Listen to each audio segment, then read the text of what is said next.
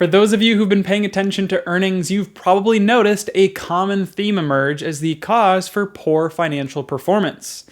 This reason is the primary factor for many companies and in a variety of different industries missing on their revenue and earnings figures. In this video, we'll take a closer look.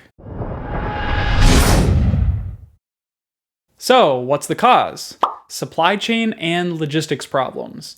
As we all know, the world basically shut down in early 2020, and this caused a variety of problems, including mass disruption of supply chains.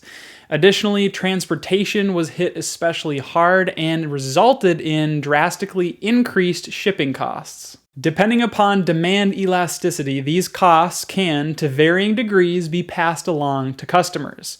However, corporations still have taken a big hit as a result of all of these challenges.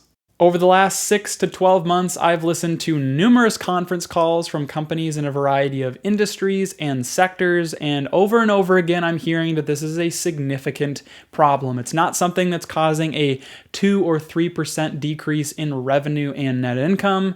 This is a significant headwind, and one in which that doesn't seem to be going away in the immediate future.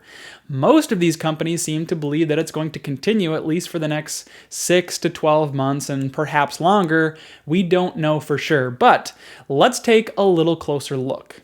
We don't have to get too far into this article to see that there have been some serious issues. The global supply chain has been disrupted. Everyone remembers a year and a half ago when all of the toilet paper was bought up from just about any store that you went to. And while we are past this point, there still are many other supply chain disruptions. This article gets into more detail. It also points out that the situation is going to get worse before it gets better and explains why. And if we scroll down even further, we can see the topic of this video: earnings are being impacted. I'm not going to discuss this too much more, so let's move on to the next article.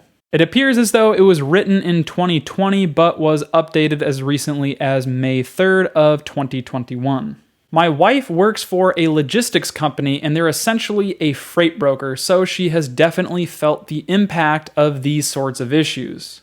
Shipping quotes are more expensive, and there's less flexibility throughout the system. Perhaps the number one issue in transportation is the driver shortage.